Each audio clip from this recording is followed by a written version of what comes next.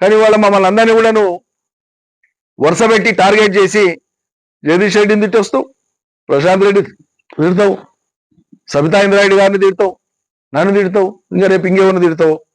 హరీష్ సరే మరి నీకు హరీష్కు మీ కుటుంబంలో ఏం పంచాయతీ ఉందా? తెలంగాణ ప్రజల పంచాయతీ ఎట్లయితుందమ్మా? నాకు అర్థం కాదు. ఏమంటే మీరు కుటుంబంలో చూసుకోండి.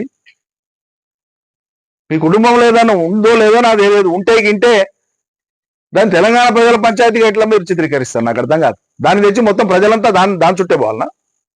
ఆమె ఇంకో మాట మాట్లాడింది, హరీష్ రావు గారు నన్ను కాపాడుతున్నాడట రేవంత్ రెడ్డి. ఇంతకంటే జోక్ ఏమని ఉంటుందా? ఈ 2 ఏళ్ల కాలంలో విధానపరమైనటువంటి అంశాల మీద రేవంత్ రెడ్డి గారి ప్రభుత్వం మీద, రేవంత్ రెడ్డి గారి మీద ఆయన ఉన్మాదపు భాష వాడిన ప్రతి సందర్భంలో కేసీఆర్ మీద మాట్లాడినప్పుడు ఫస్ట్ రియాక్ట్ అయింది నేనే. కాంగ్రెస్ విధవలు మాట్లాడితే అదే మాట నువ్వు మాట్లాడితేవమ్మా, సిగ్గనిపించాలి కదా మాట్లాడడానికి.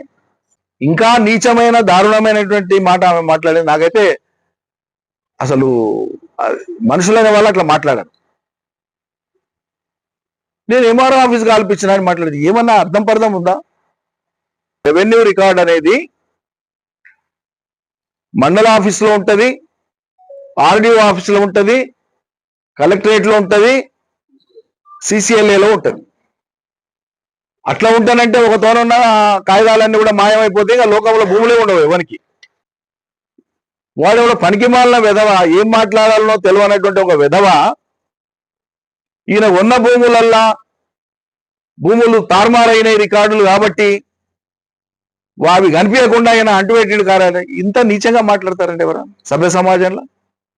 తెలంగాణ ఉద్యమాన్ని, కేసీఆర్ను, బీఆర్ఎస్ను కాకుల్లాగా లోకం పీల్చుకొని తిన్ననాడు, పొడిసిన్నాడు తెలంగాణ వ్యతిరేకులు కానీ ఇంటి దొంగలు కానీ. పార్టీ జెండాను వదలలే, కేసీఆర్ను వదలలే, ఉద్యమాన్ని వదలలే.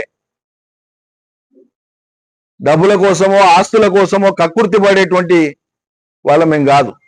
పడుచీరలు కావచ్చు, నగలు కావచ్చు, విదేశాలు కావచ్చు, జల్సాలు కావచ్చు, కానీ మా దృష్టిలో పాలమూరు ప్రజల కన్నీళ్లు, ఇక్కడ ఉండేటువంటి జనం యొక్క అవసరాలు ఇవే.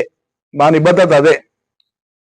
పని కట్టుకొని టార్గెటెడ్గా సరే నా మీద మాట్లాడాను, దాంతో మీ సంస్కారమే బయటపడుతుంది. సబితా ఇంద్రారెడ్డి గారి మీద మాట్లాడాను, జగదీశ్వర్ రెడ్డి గారి మీద మాట్లాడాను, ప్రశాంత్ రెడ్డి గారి మీద మాట్లాడాను. ఎవరిని టార్గెట్ చేస్తున్నారు మీరు? ఎందుకు టార్గెట్ చేస్తున్నారు? లక్ష్యం ఏంది? ఓ కేసీఆర్ కూతురుగా కొంత సంస్కారం ఎక్స్పెక్ట్ చేస్తారు కదా ప్రజలు మీ నుంచి. ఇదేనా? నేను 32 మంది బీసీల మీద కేసు పెట్టించినట్టు ఆ కేసు నంబర్లు, ఆ కేసుల వివరాలు వాళ్ళని తీసుకొచ్చి మీడియా ముందు ప్రొడ్యూస్